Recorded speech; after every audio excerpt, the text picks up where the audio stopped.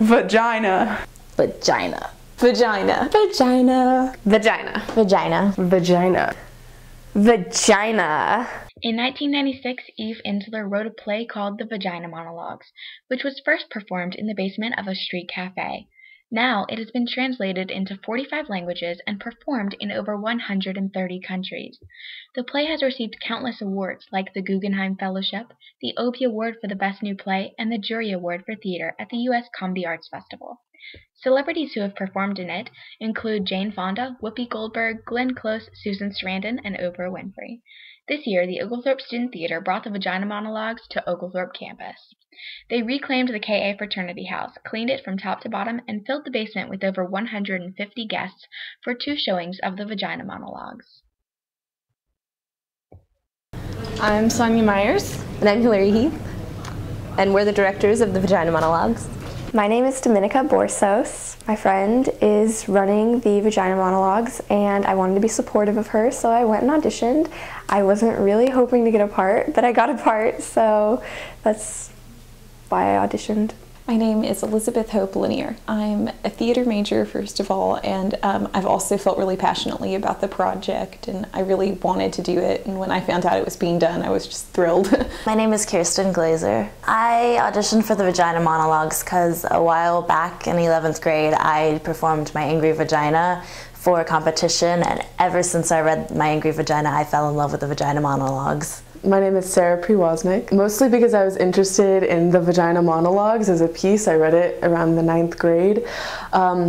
My friend suggested it to me, actually, because I thought that vaginas were disgusting at that time. And she told me that it would remedy it, and so I hope to do that for everybody else. Sonya did all the research into V-Day and everything, and then we came back and we discussed it with Matt Huff back in September, and found out what all we would have to do with rehearsal process and reserving space and everything like that. And it didn't take too long. Auditions were held in the Emerson Student Center, and candidates were asked specific personal questions in an effort to ascertain which part they would play most comfortably. They were asked questions like, what do you call your vagina? If your vagina could wear anything, what would it wear?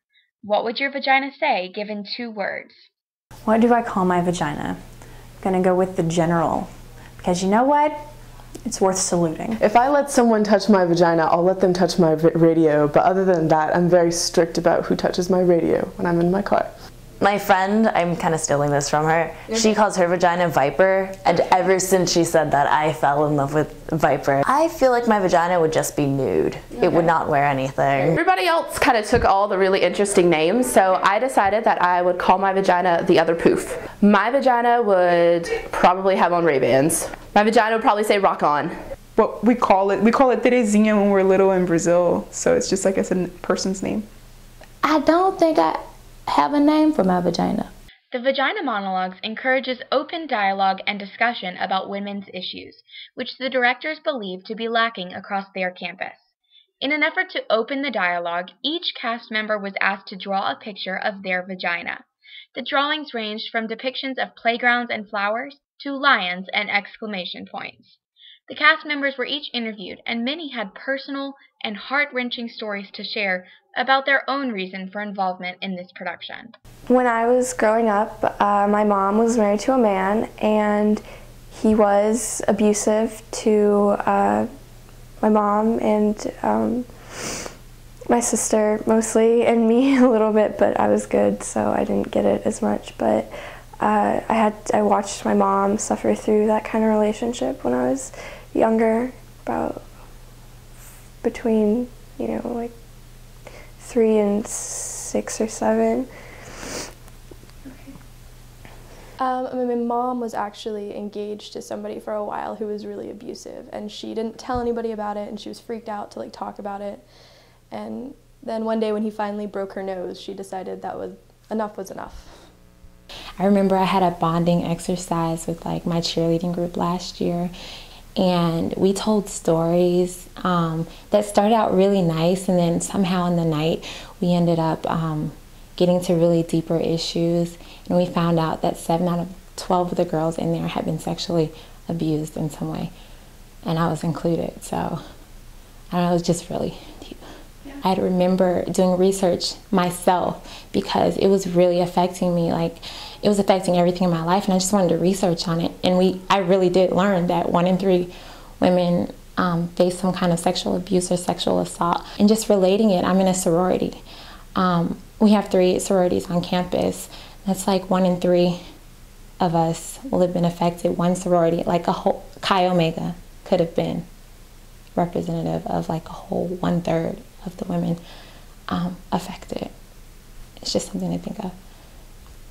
I do have a friend who a while back, she was almost raped by someone that she trusted, and myself, when I was little, my cousin would sexually assault me or molest me. I was molested by my brother when I was very young, and I repressed it for a long time, and it's just been since I've come to college that I've started dealing with a lot of those emotions, and yeah.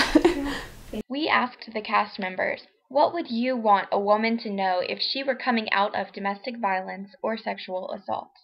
Don't let somebody else win. Talk about it to somebody, anybody, whoever you want to talk to it about. Just don't let somebody else win. There is no such thing as a whore or a slut. It's not their fault.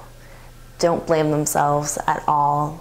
You didn't, it's not your fault. The victim has the capability to become better from their assault. Like, it happens, but that's not the end of the world. They can grow stronger because of it. They can be powerful, and they do have a voice. Hillary and Sonya chose to have all proceeds from their production of the Vagina Monologues go to support Stronghold Atlanta, a local not-for-profit that connects women and children who have been victims of domestic violence and abuse with help, healing, empowerment, love, and protection. They were able to raise over $700 for Stronghold Atlanta. For more information about Stronghold, to make a donation, or to find out about upcoming V-Day events, visit www.strongholdatlanta.org.